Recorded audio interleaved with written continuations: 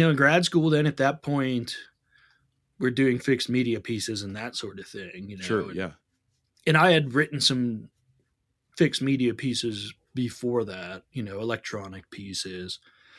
But one issue with it is it's fixed, especially with a live instrument. It's like, if you get off by one beat or you miss a cue or something, it can be catastrophic.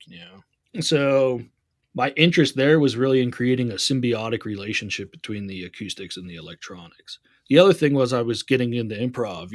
And so it's like, well, fixed stuff doesn't work as well. It doesn't, and even if it does, it's like I can improvise against a backdrop, but that doesn't feel like the same spirit to me. Yeah. And there's valid reasons to do that in times now when I would. But at that time, it was like, no, I want to improvise. I want it to be different every time. So I was working with trying to create fixed parameters that would yield different results every time the piece happened. And also searching for common ground between the acoustics and the electronics. So trying to make it sound like it was one entity. I was really interested in like who's doing what. Is that the symbol or is that the electronics or is it both? And that kind of thing, and creating things that weren't possible just by myself.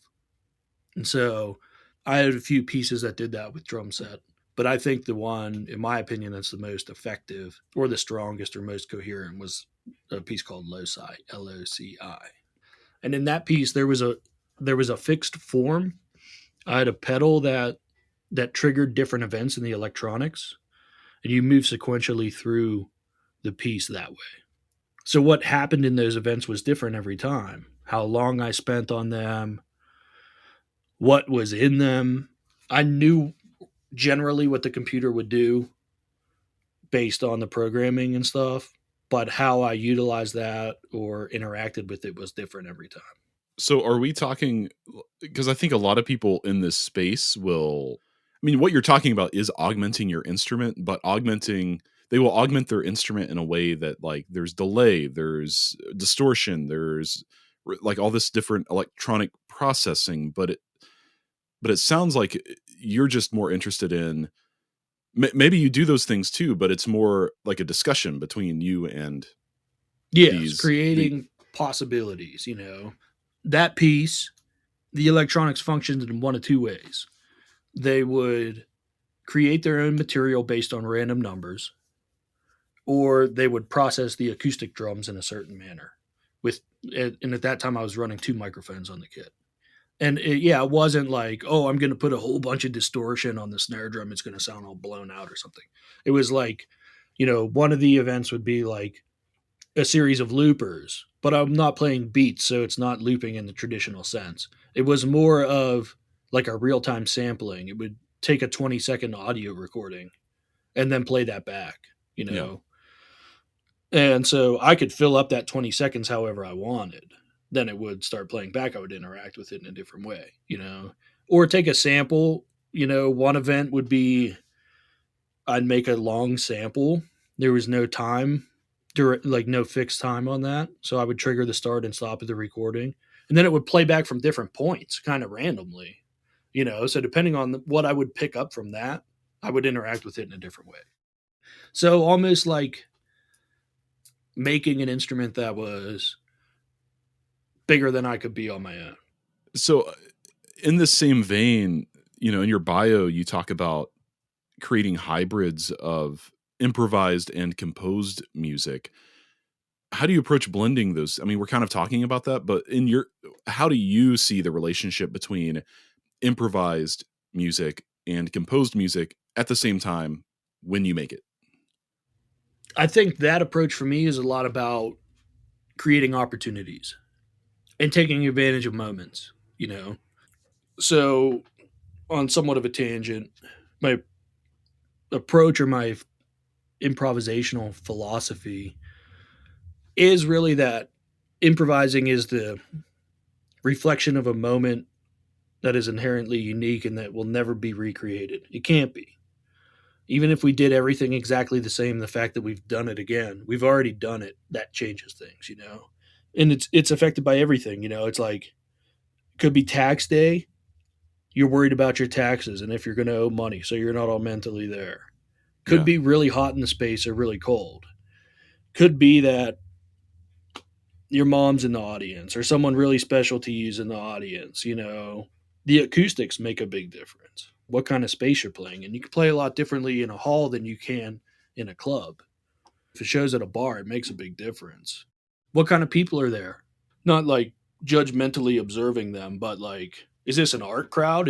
Are we at an art gallery and there's an art crowd that's used to this kind of thing? Or is this like an outreach event that's at a public library where like there's kids that are there that are 8? That changes things. So that's what I'm interested in improvising, taking advantage of that moment, sharing that moment.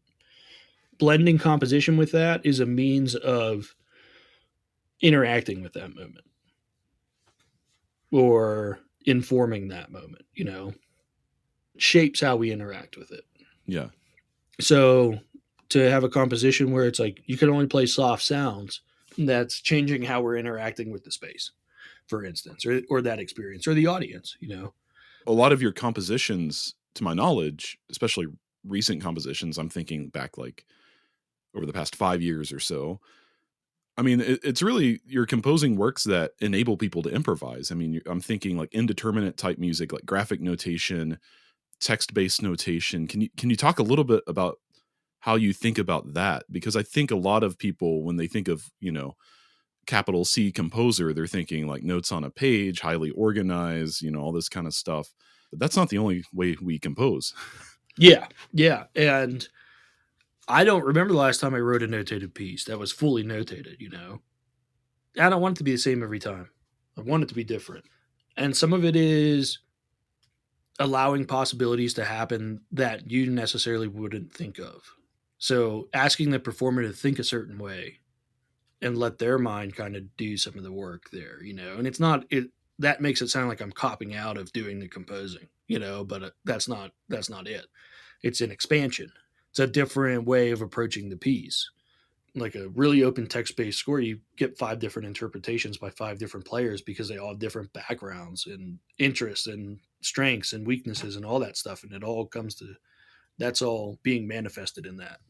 Well, and I'm sure as you play your own work, even if it's composed, if you've composed parameters, I guess I'll say, there's a malleability to it that, we all change.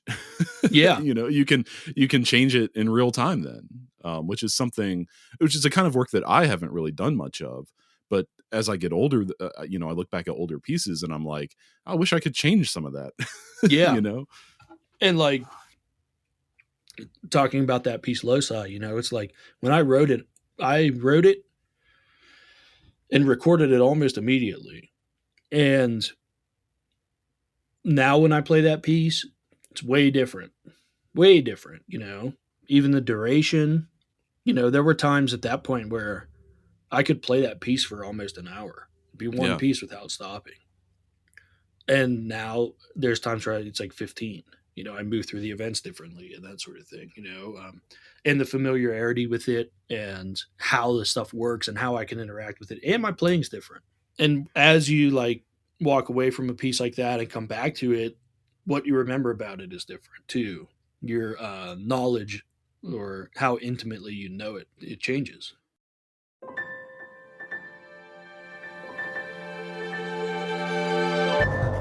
Thank you so much for tuning in to Micromaker by Loose Leaf Transmissions.